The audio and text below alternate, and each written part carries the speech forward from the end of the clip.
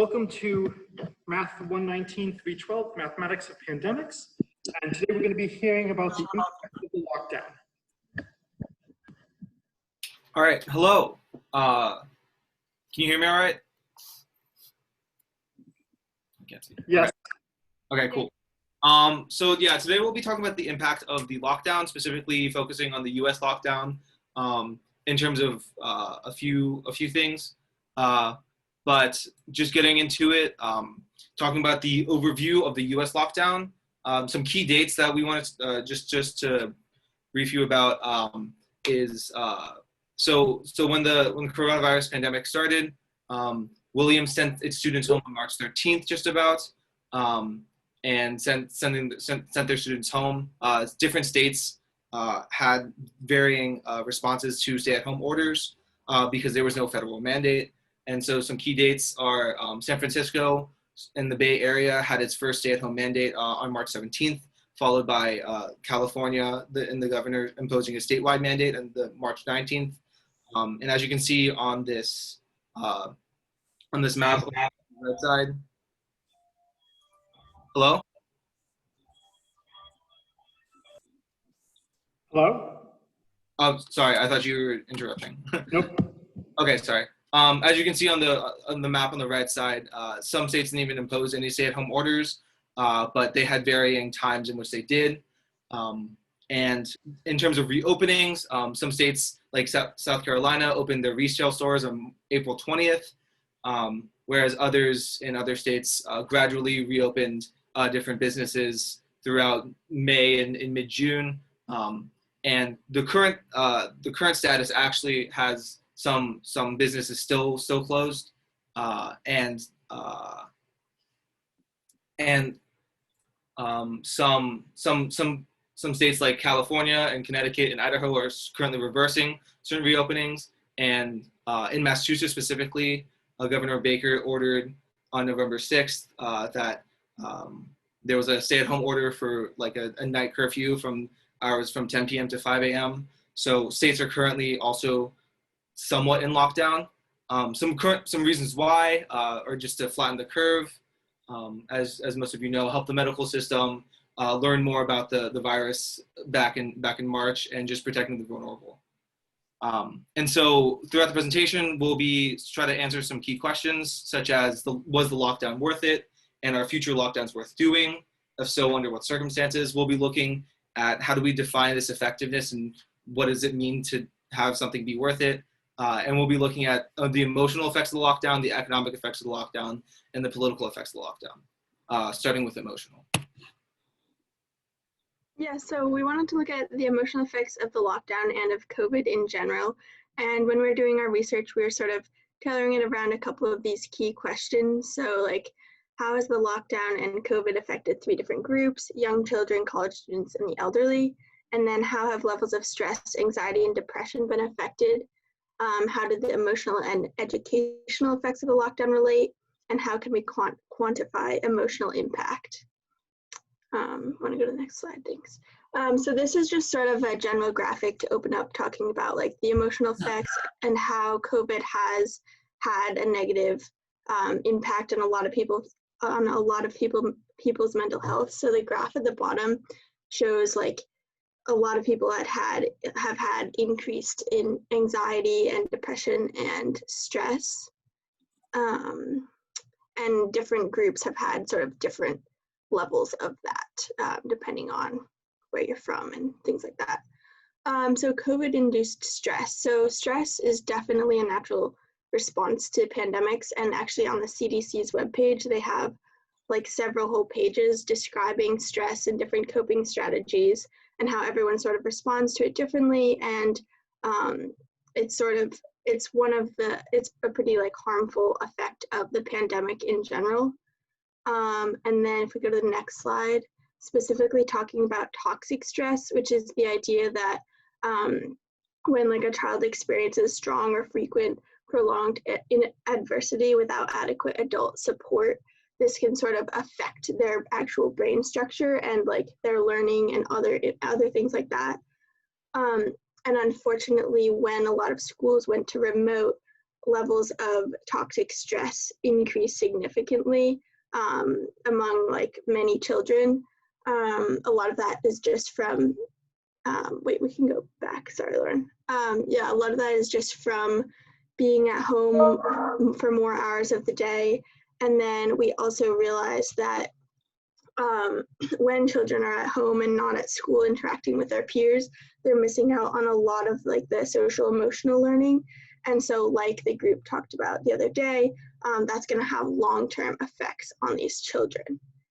Okay, we can go to the next one now. Yeah, and then other effects of remote schooling just have to do with like the learning itself and how children are not learning as much as when they're in person at school, obviously.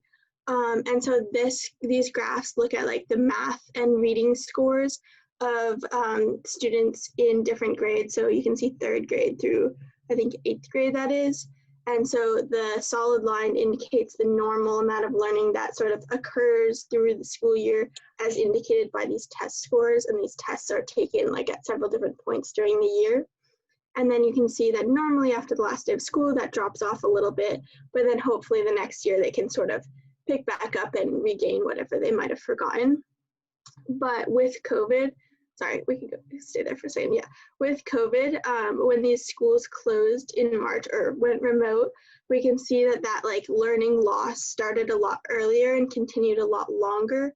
And so these trajectories are sort of where these come from. They're based on like historic natural disasters and other things, like times when students aren't able to be in school, such as like Hurricane Katrina.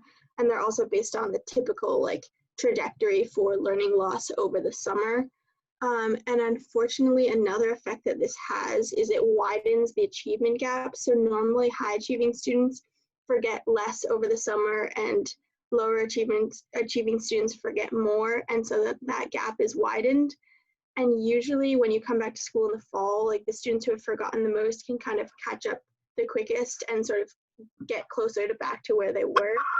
But unfortunately, because this fall school hasn't been as it normally would be, we like that regain of information and learning is not coming back as fast as it normally would.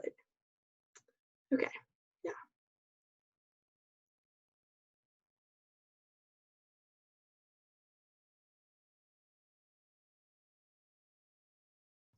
I think this is Quest, if he's here, they're here.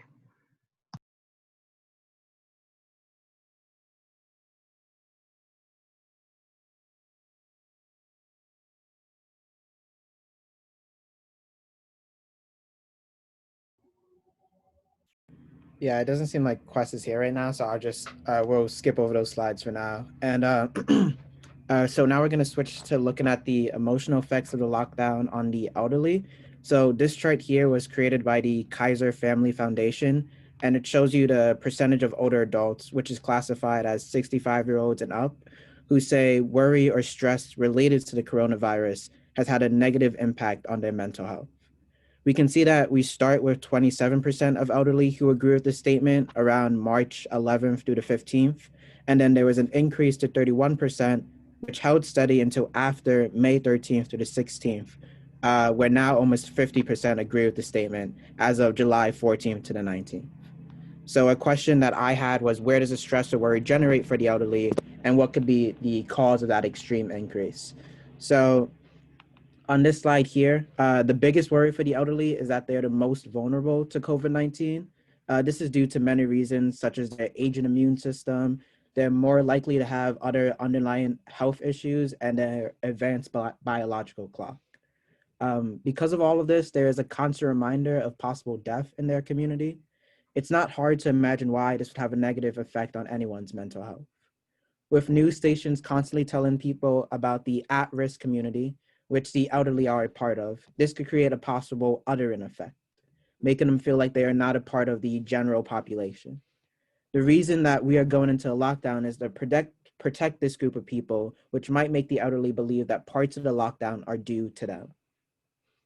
This is not helped by the fact that some states, like Georgia, asked those in vulnerable populations to continue to shelter at home past what everyone else was doing. Some elderly reported that at first it felt like everyone was in the crisis together because we all had to go through the lockdown together. But after Georgia forced the elderly to stay in longer, that sense of community was lost. Seeing people of other ages out and about when they were forced to stay indoors made them feel excluded. And the lockdown can bring up past trauma for some elderly. And this is a quote from Dr. Gary Kennedy, who's the director of the Division of Geriatric Psychiatry at Montefiore Medical Center in New York City, who said he has several patients who saw that their traumas were being brought up. One most notable was a Holocaust survivor in her 90s who said this felt like being in the concentration camps. There's also this intense feeling of isolation, whether you're in a nursing home that has to cancel its activities to keep everyone separated, or you're not allowed to have your family visit you anymore, and you're mostly confined to your rooms. On a lighter note, this age demographic, the 65 and older, are known for their resilience due to have going through so much in their lives. Some can develop a this shall pass too mentality. This, of course, is not the case for all of them, and this shouldn't be banked on. However, this positive mindset can only last so long when paired up with all of these other factors are come to play in this pandemic. So if we go to on the next slide. On the next slide, we see that this chart here shows the mental health decline is not unique to just young kids or elderly, but has now become a trend in the general population. So this chart here tells you about the percent of adults who say worry or stress related to the coronavirus has had a negative impact on their mental health. And it separates it by people who had to shelter in place and who didn't have to shelter in place. And we can see that those who did have to shelter in place have a higher percentage of both major negative and minor negative impacts than the people who didn't have to shelter in place. I will say, just a clarification on the numbers, there was a bit of rounding that they had to do. So that's why 21% and 27% doesn't add up to the 47% there, just because the 21% had a bit of rounding into it. And also I'd like to point out that the 21% is a lot higher than the 13% in the major negative impacts. So that goes to show just how much shelter in place added to the stress that the pandemic was already had. This isn't the only chart to show us this. In the next slide, this one uses information from the U.S. National Pandemic Emotional Impact Report, which was like an online internet survey that was conducted in the last 2 weeks of May. And it shows that a majority of multiple age groups are feeling a moderate to high level of stress. And two interesting things I wanted to point out is that if you look at the 65 and plus range, 40% are experiencing a low pandemic distress. So that goes back to the point of those that age range, 65 and plus, having this resilience to some things. But of course, that only lasts for so long. And how that 31% of them only felt that they had some worry or stress added to them during that March through May period. Another thing I would like to point out is how our age group, the 18 to 34, or most of our age groups, sorry, some alums, I don't mean to exclude you, but the 18 to 34 age group has such a high, moderate, and high pandemic distress. And this isn't the only chart to show that. In the next slide, and to narrow down the group a little more, the 18 to 24-year-olds. And this is from the C2C, which shows the prevalence of adverse mental health outcomes, increased substance use, and suicidal ideations, all in relation to COVID-19. If you look at the 18 to 24-year-olds, a large percentage of them, almost half for most of these groups, have these mental health issues that are coming about through COVID-19.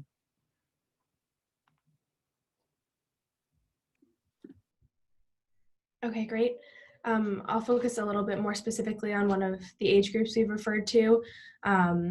So college students obviously mostly are a subset of the larger 18 to 34 age group, which as we've said already is either moderately or highly affected by the coronavirus pandemic. So because we're still in the thick of it, there haven't been too many published psychological studies of specific mental health effects of the coronavirus pandemic on college students. But I do want to talk about the claims and faults of one study that I found, entitled, as you can see, Effects of COVID-19 on College Students' Mental Health in the United States, Interview Study Survey, published by Sun et al. And this is a very interesting study with, again, many faults, because it was conducted via a series of online interviews, which took place in April. 195 students from an unnamed large public university in the United States were interviewed, and over 71% were showed symptoms of increased stress and anxiety due to the pandemic. And this stress and anxiety came from many reported sources, including especially fear about their own health and the health of their loved ones. That was 91% of students reported that, for instance. And as you can see, concerns about their own health. Many students reported disruptions to their sleeping patterns and other personal health issues, for example. Yes, the survey did say that it was 195 students randomly chosen from this university, but it also said that for some unknown reason, the majority of these students were actually engineering majors. And because the sample size of 195 is already so incredibly small, all from the same university, and many of them actually in the same department of study, it really does point out the faults and short-sightedness of this study. Also, like this took place only in April at the peak time of the pandemic, so it doesn't have, it doesn't have the perspective of time and change over time. There's also no accounting in this study for how other demographic differences, including race, gender, age, social class, level of ability, religion, many other factors could affect their experiences during the pandemic. So of course, we have to wonder critically to what extent we can apply this data to larger claims about our age demographic and about college students as a larger group. So something to consider. Thank you. And we can talk and think about what research is needed in the future for us to learn more about the mental health effects on this age group. I just saw the question about suicidal thoughts. I'm not sure that was covered in this study in particular. I don't think it was. So yeah, so some potential future research that would be interesting to see would be, how this pandemic has affected the mentality of people of our age group who have learned that, school schedules and timeframes are actually not so infallible and that are subject to change. Also, many people have seen a psychological correlation between social isolation and subsequent risk-taking. So we'll see to what extent that holds true for our generation. Okay. Another thing that those short-sighted study found is that the majority of students who reported symptoms of anxiety and stress did not seek adequate health services at their university. That was over 70% of respondents did not, even if they needed it. So this is just a quick image of the IDWS services at Williams, and I think many universities and colleges, including our own, are now thinking about how we can bridge the gap between college students who need services and actually accessing those services.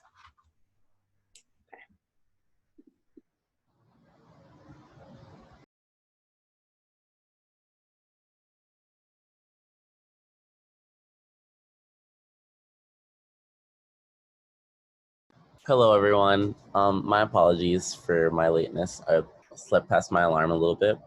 So I wanted to address, since Emma brought up the kind of classifications of race and socioeconomic status, I wanted to address also the U.S. academic achievement gap which is the kind of persistent disparities in educational performance. So this graphic we're looking at comes out of a study by the McKinsey Group, which is a global consulting firm. And it's kind of a projection of the effectiveness of remote learning relative to traditional classroom instruction for different students of different socioeconomic statuses and also like different racial and ethnic backgrounds. And so this is just a kind of projection of like the quality level of what the remote instruction would look like. And this was kind of like an estimate of like that was produced before remote learning went into effect, before the pandemic began. So you can go to the next slide. And then also they produced a projected learning loss of how many months of learning would be lost with remote learning. And this was also kind of based on the kind of reality of lack of access that households of color have with in terms of Wi-Fi, in terms of access to the technology that's required for remote learning and the kind of mental and emotional space to utilize that kind of medium to learn at home, that is kind of lacking in a lot of those households, and that kind of deepens the gap, that the academic achievement gap. So yeah, that's my contribution. Thank you. Yeah, so now we're going to delve into some of the economic effects of the lockdown. So some of the key questions that we considered are how should we think about unemployment and recession in the US, both thus far and moving forward? How do these economic effects differ for different types of companies and various parts of the economy? What are the policy trade-offs that exist between lockdown and economic stability? And then what are the different intersections between economic and emotional and public health effects that were just discussed of the lockdown?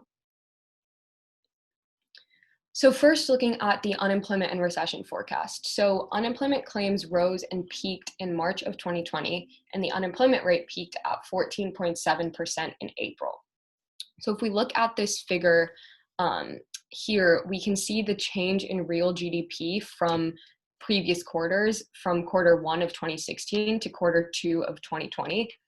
And we can see that between quarter 1 of 2016 and quarter 4 of 2019, we have a slight rise in real GDP every quarter. But then if we look at the two orange bars, which show the change for 2020, we can see a decrease in real GDP, especially in quarter 2, where there's a sharp decrease of 9.5%, which is the steepest drop in economic output in the US on record. So clearly, there is a big negative economic effect of the lockdown, namely this drop in real GDP. So we'll kind of consider whether this really weighs the benefits of the lockdown or not. And more recently, just one more thing. More recently, the unemployment rate has actually declined slightly. So from September to October of 2020, unemployment declined by 1% to 6.9%, as the number of unemployed people also fell by 1.5 million people.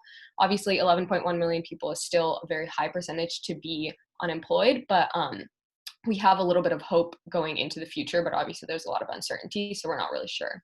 Okay, now you can go to the next slide. Thanks.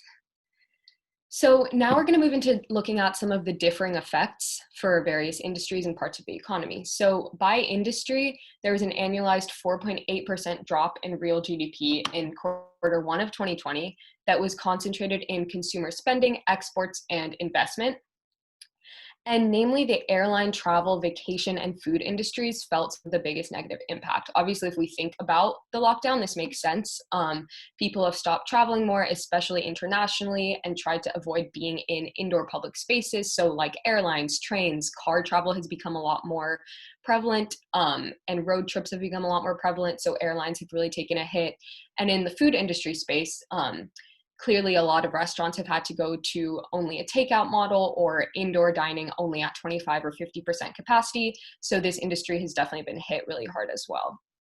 On the other hand, there have also been some positively impacted industries.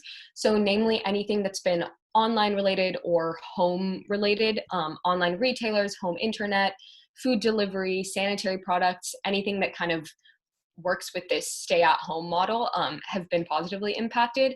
There is the question of how big a role these industries play in the overall economy. Clearly, as I showed in the last slide, there was still a drop in real GDP, but this is just kind of a question to keep in mind.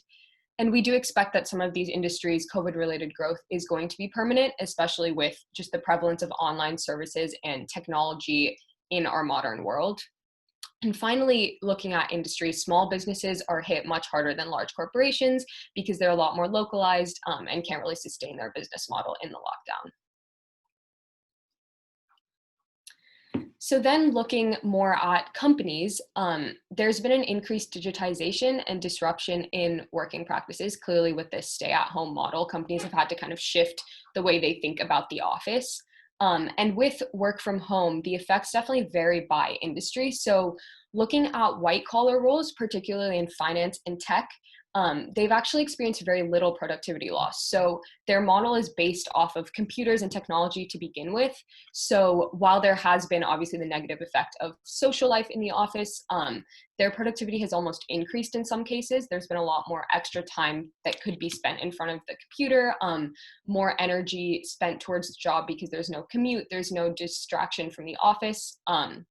So comparing that to blue collar workers is kind of a stark difference because blue collar workers have suffered a lot more as their jobs depend on their physical presence in the workplace and a lot more customer service facing. And so looking at unemployment, a lot more of the unemployment has been concentrated in this blue collar work versus this white collar work.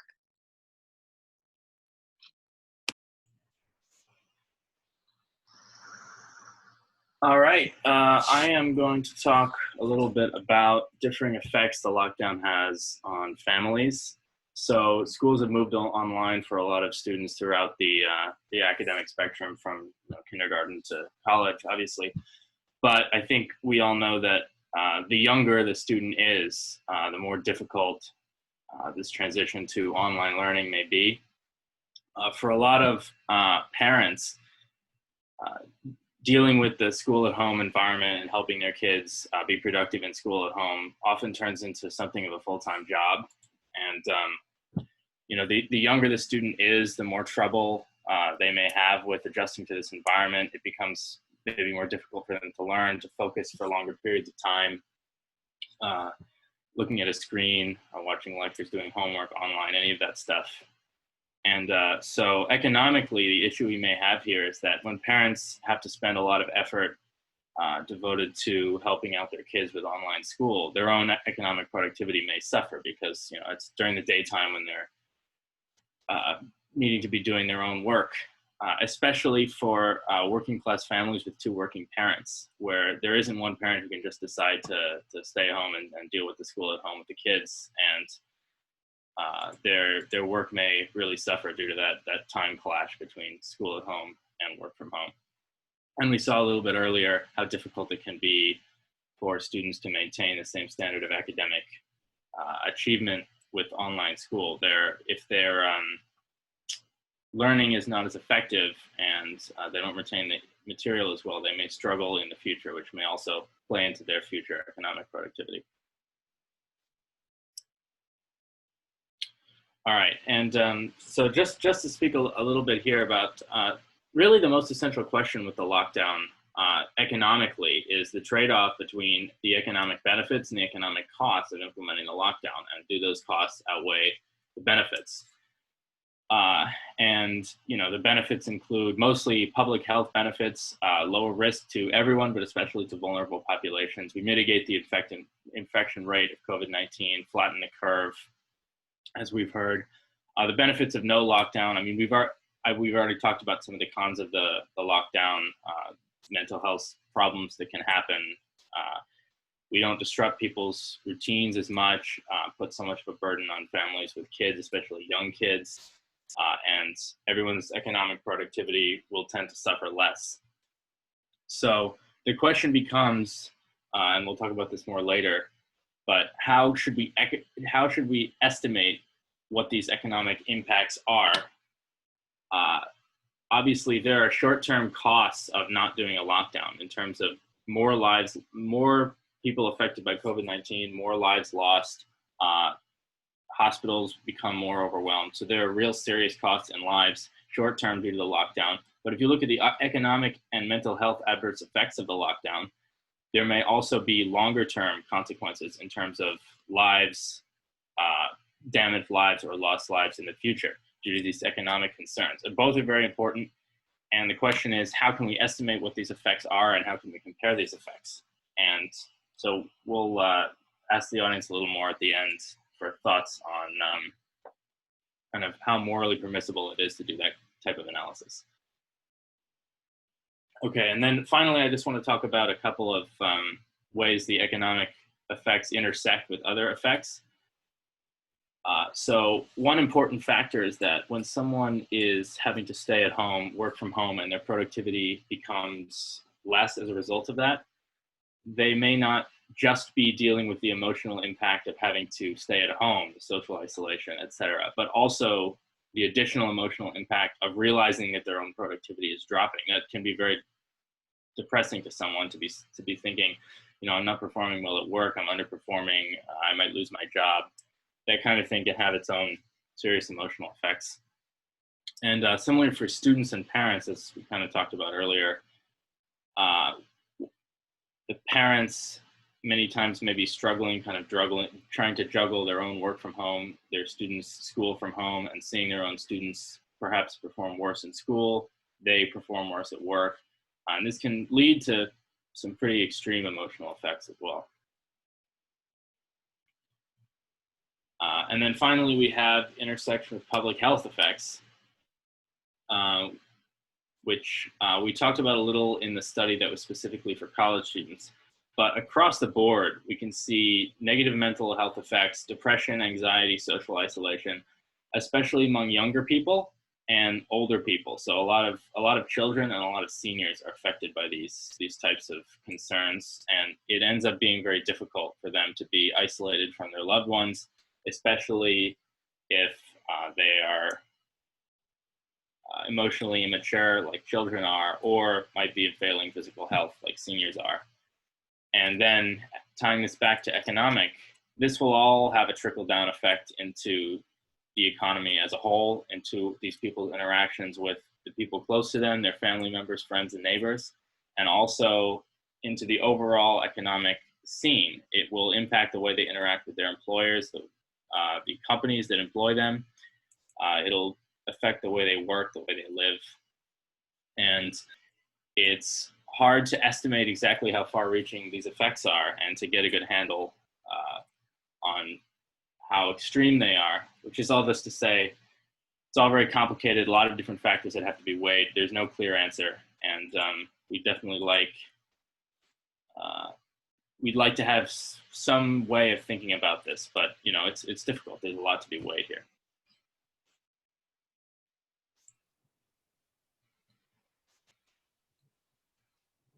All right. We do want to leave some time for discussion, so I have a lot prepared in terms of political effects, but let's see if we can get this done quick enough to have some discussion.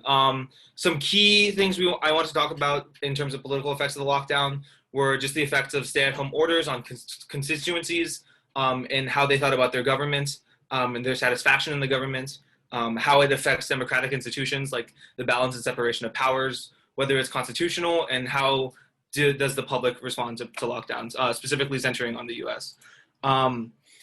A study I found by the Center for CEPR basically polled 35 different countries relating to political approval, stringency of protection measures, infection case numbers, and the economy.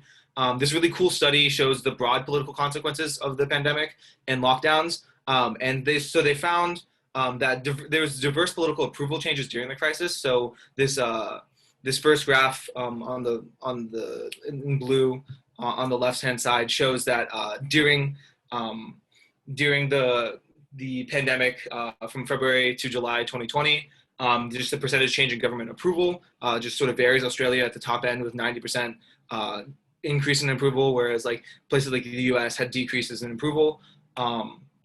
And figure 2 shows that governments that failed to contain the virus are punished politically.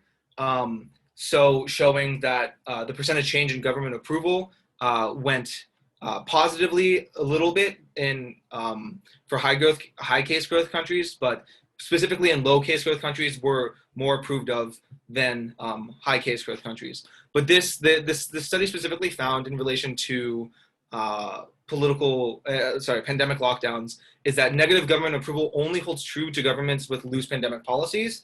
And so this coefficient of case growth on the y-axis over here shows as cases increases, how did people approve? And so it's negative in a majority of this graph. And so the x-axis here is the stringency of lockdown measures. And so as countries are less stringent, as cases grow, people approve less of them. And as they're more stringent, closer to the 100% mark, maybe even positive, even if cases are growing, maybe the public approves of their government. And so it also really shows, talks about the economy, is that approval fluctuates more in reaction to COVID cases than economic activity and stringency. But more specifically, economic activity is the main finding from this. So this shows that as cases grow, the coefficient of political approval goes negative. But as stringency increases, the coefficient is positive, and as workplace visits increases, which is the indicator for economic activity, the coefficient also is positive. But the important thing to note is that cases decrease in political approval, so as they grow, it decreases a lot and varies a lot, whereas the workplace visit has a very small, like about 0.1, like positive approval. So like even as economies reopened, political approval didn't really change as much as reactions to cases. And so the main takeaways are that loose pandemic policies are politically costly, and that people really did care about health more than short-term economic outcomes. And so centering on the US and effects on elections, the pandemic and lockdowns sort of increase incumbency protections. Some short-term effects we see of that is the current congressional and mostly congressional results. Last election season, 5 senators and 30 House representatives lost their incumbent runs. So 5 and 30, so total 35.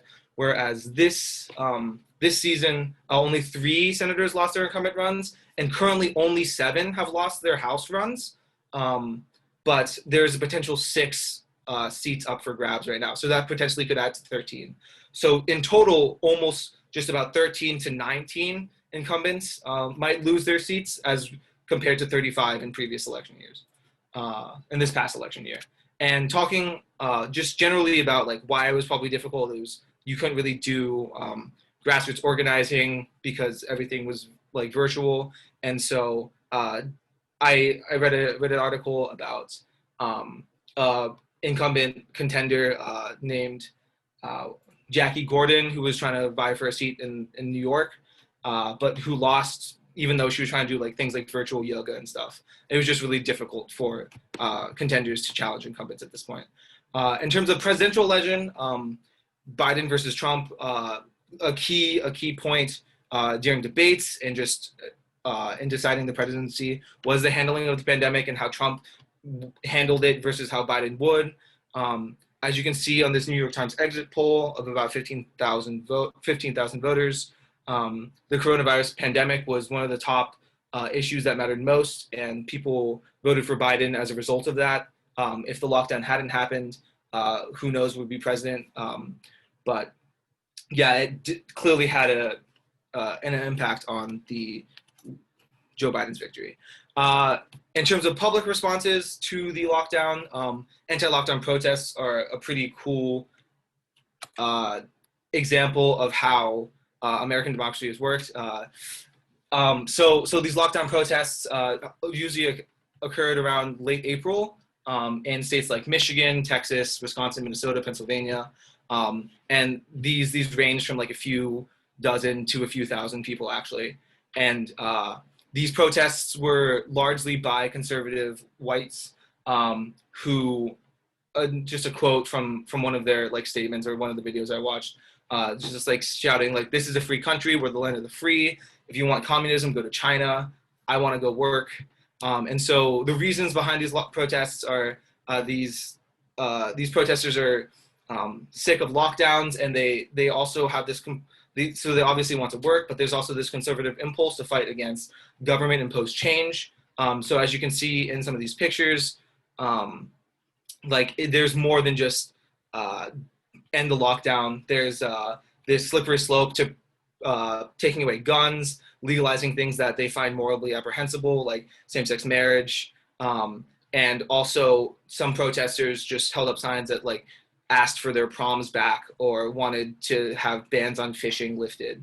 And so some effects of these protests so firstly, there were some increases in COVID-19 cases. As you can see in the pictures, not many people are taking any precautions whatsoever. Some guy is shouting in someone else's face, and they're sharing indoor spaces. And so and also these protesters came from varying areas and potentially rural areas. So from all across the country and gathered in one specific place. So they're sharing indoor spaces and not wearing masks. And so that studies have shown that probably increased some COVID cases in by these protests. Just another counter, like Black Lives Matter protests that occurred in June and potentially are still occurring. All the literature I've read has shown no increase in those cases because those people, those protesters didn't took precautions. They didn't share indoor spaces. They were outdoors and they wore masks.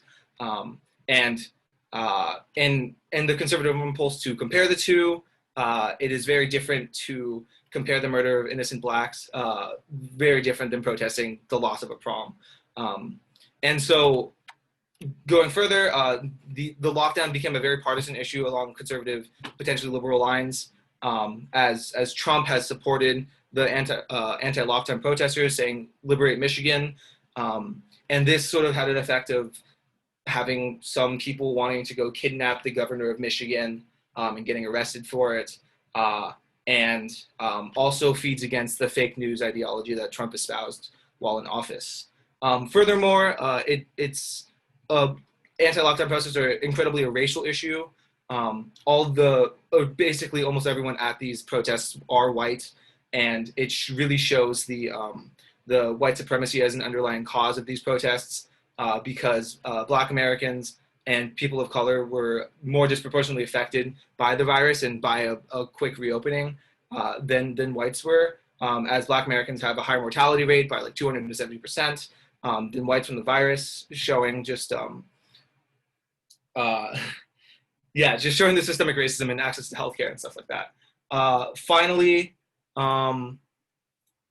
Finally, I just want to talk quickly about some judicial responses. The question to lockdowns are constitutional is arising in court cases, such as in Michigan, Wisconsin, and Pennsylvania. All of these have actually ruled in favor against lockdowns. More specifically, in all these cases, the governor overreached their emergency powers mandate and did not go through the legislative process. And so those rulings on lockdowns were struck down as unconstitutional by these courts, which really shows the separation of powers that's instilled in the Constitution, and how much the U.S. cares about their legislative oversight and that sort of representation. And it really does bring in the question of how well can democratic countries handle pandemics, and how can they handle crises. So finally, we just sort of want to open the floor to any questions that people had in the last sort of 5 minutes we have. Just reiterating, I guess, was the lockdown worth it? Are future lockdowns worth doing? And in terms of politically, in terms of effectiveness, like how are democratic institutions affected? Economically, how does the cost benefit analysis work out? And emotionally, how have these different groups been affected, and whether that was worth it? I just wanted to ask, do you know anything? Obviously, America has been like recording its like worst cases of COVID since it started recently.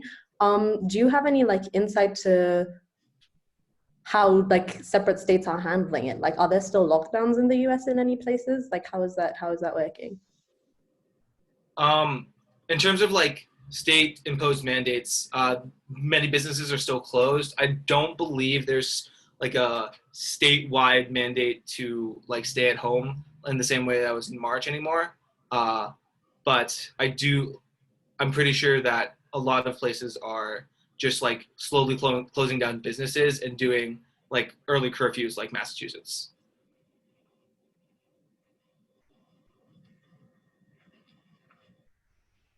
Although I did link, if you want to find the PowerPoint, I did link a New York Times interactive map that's showing how different states are reacting to the lockdown, or like some of them are reversing reopening, some of them are pausing them, some of them are just like fully reopening.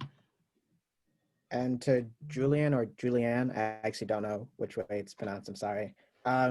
While we didn't look into environmental impacts of the lockdown for this presentation, I know I've seen just on like personal like research and like news sightings that due to like closing down of certain factories in China, like the air pollution has gone down to a significant amount, I would say. And then I think these are a less credible source, but I think in some pictures I was seeing on Instagram of like animals coming back to different places in Italy. So yeah, there are effects just because things have closed down. So there are like beneficial environmental effects.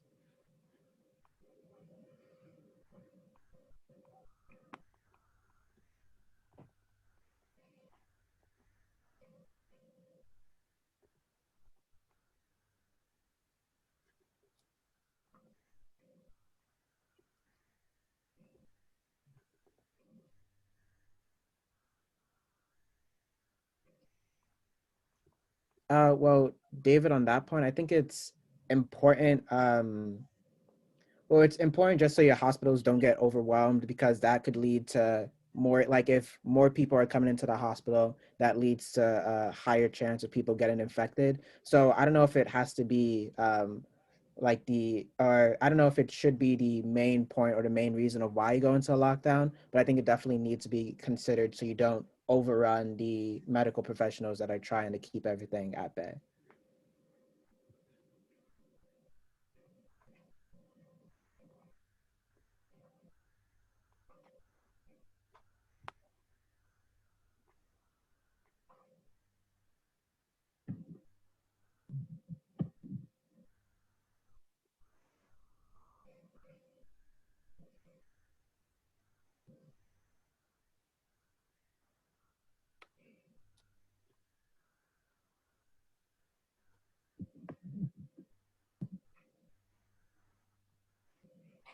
Yeah.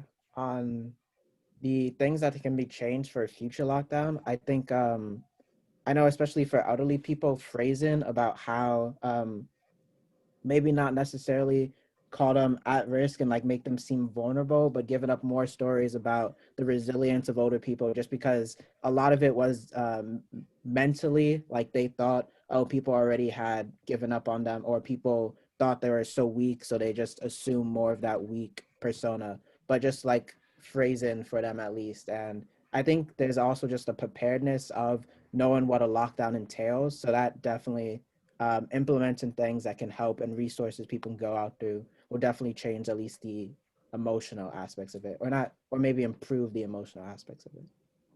To address Annabelle's point, I actually read a study about individualism for my presentation on Monday that actually shows that individualism as sort of, they said individualism as like relation to cultural frontierism and from like US so basically the amount of time that a certain community spent in the frontier shows like how individual that community is, and it shows that those communities really don't like lockdowns. They don't like any sort of like mandates whatsoever, and so the ability to enforce is one thing, but also like the individual choice to not follow things was also something that they found that like the individualism of those certain communities just didn't like, they just didn't care about government mandates or didn't want them at all.